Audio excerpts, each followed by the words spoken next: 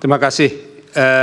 Ini sebagai catatan saja ya untuk kita semua, termasuk terutama untuk Pak Menteri dan Bu Menteri.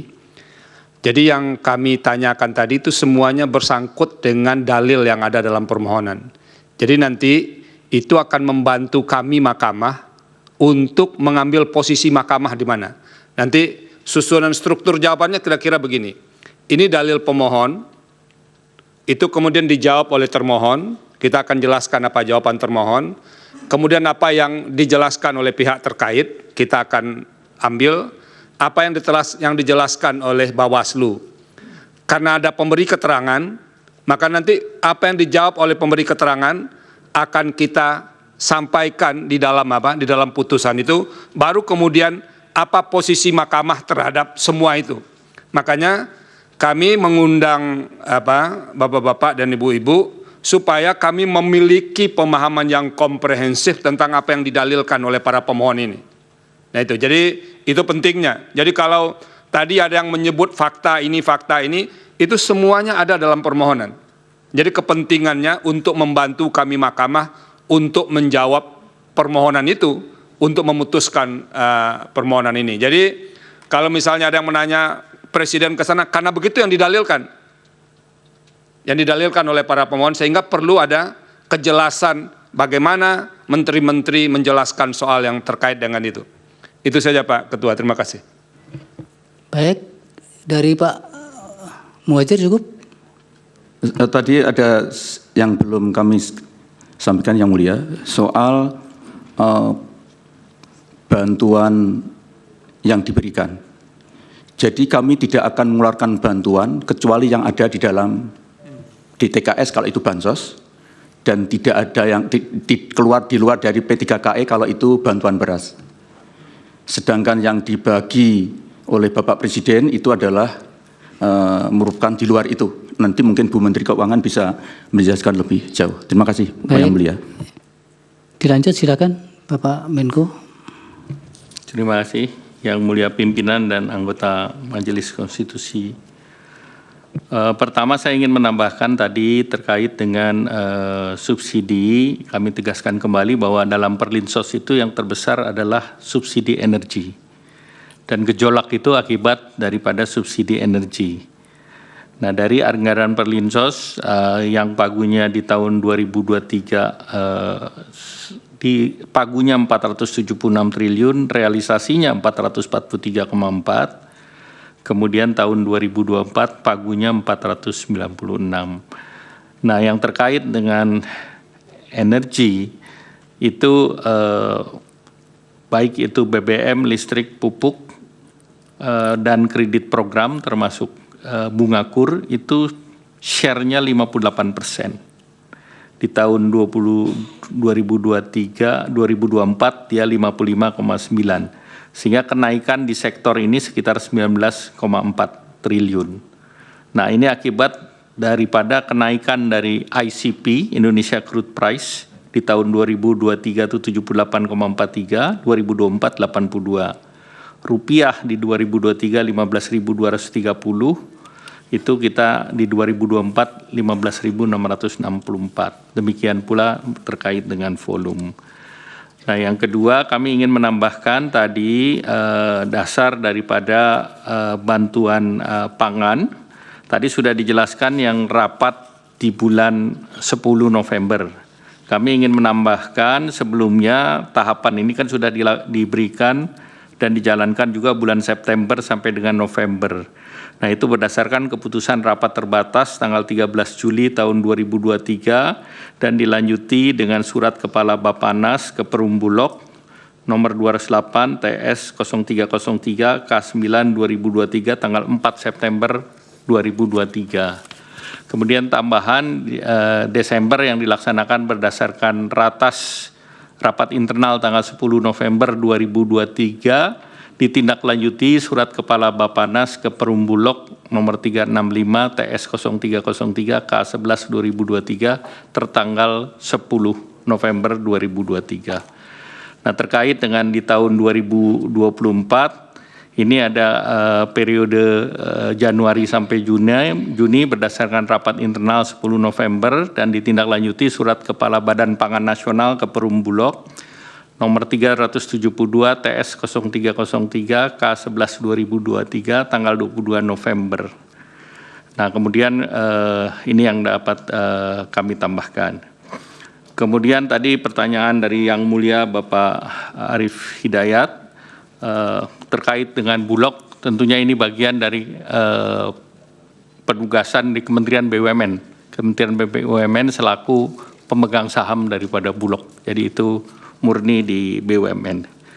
Kemudian tadi menambahkan bahwa bantuan yang diberikan oleh Bapak Presiden itu berasal dari dana bantuan Presiden untuk masyarakat. Jadi tentu ini juga tadi menambahkan penjelasan dari Pak Menko PMK.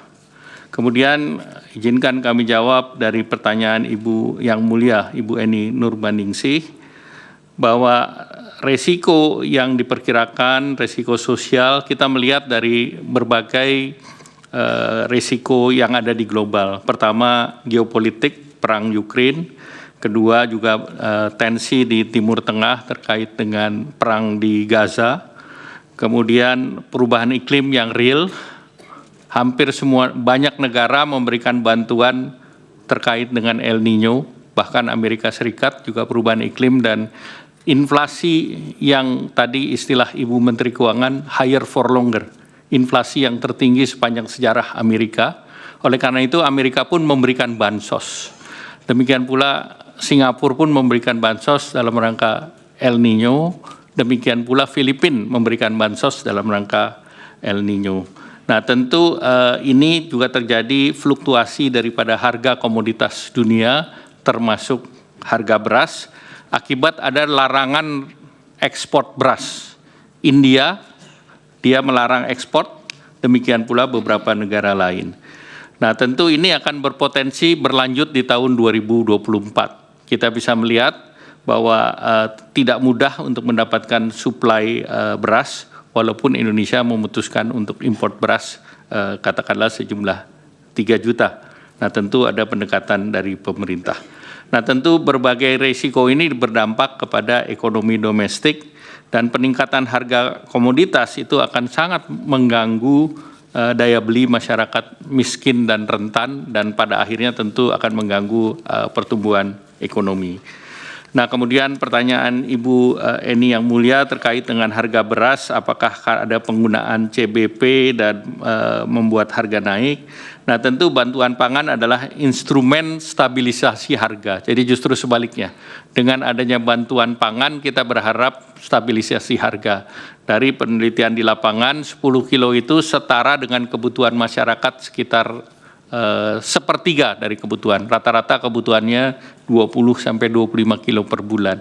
Nah, tentu ini akan sangat membantu dan pemerintah juga melakukan stabilisasi pasokan harga pangan ataupun SPHP dengan operasi di pasar melalui Perum Bulog dan itu untuk menjaga harga daripada beras.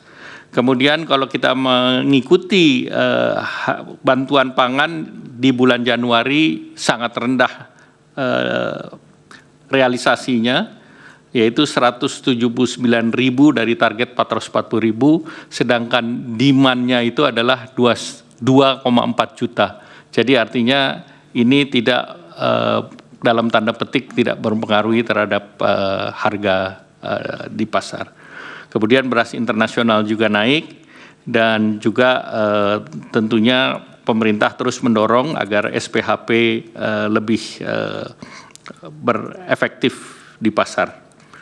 Kemudian izin dari Pak Yang Mulia Pak Guntur Hamzah mengenakan rapel. Rapel ini dilakukan antara lain pada saat BBM di bulan September, itu karena BBM naiknya 1 kali, Pak. Jadi kalau kita tidak dirapel di depan, itu nanti masyarakatnya berat. Jadi kita kasih mereka di awal, walaupun realisasinya kita lakukan dalam 2 tahapan, yaitu Oktober cair bulan September dan November-Desember cair bulan November. Demikian pula untuk program lain yang ada di Ibu Menteri Sosial, PKH kan 3 bulan sekali, jadi salurannya 4 kali setahun. Kemudian kartu sembako juga 2 bulan, jadi 1 tahunnya 6 kali. Jadi rapel itu pertimbangan itu. Selain itu ada pertimbangan juga biaya, efisiensi biaya. Kalau 1 kali efisiensi biayanya kan sama kalau dia jumlah tertentu, biaya distribusi di perbankan ataupun di pos. Kemudian izinkan saya menjawab Pak Ridwan Yang Mulia Pak Yusmik, Pak Daniel Yusmik, KPCPEN itu berdasarkan Perpres nomor 48 tahun 2023 itu sudah berakhir tanggal 4 Agustus 2023, Pak. Jadi ini berakhir jauh sebelum pemilu, Pak. Kemudian izin Pak Yang Mulia Pak Saldi Isra, ini terkait dengan resiko pangan yang 11,3 triliun, ini kan belum dicairkan, Pak. Jadi ini masih dalam pos. Dan El Nino di tahun lalu itu sudah dicairkan dan sudah berjalan. Tetapi di tahun 2024 ini belum berjalan.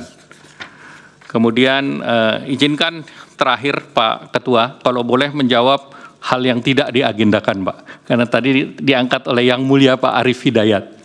Dan itu sudah menjadi berita di media, Pak. Saya baca begitu sesudah sholat Jumat banyak berita. Silakan. Jadi izinkan kalau diperbolehkan. Pertama saya hadir ini undangan untuk perhitungan perselisihan hasil pemilu presiden. Yang kedua saya hadir sebagai Menko Perekonomian. Jadi pertanyaan terkait Golkar mohon izin saya tidak jawab. Tetapi ada satu yang bisa saya pastikan, bahwa bansos itu bungkusannya nggak ada yang berwarna kuning. Terima kasih. Wassalamualaikum warahmatullahi wabarakatuh. Yang warna lain ada, Pak? Saya nggak tahu. Silakan.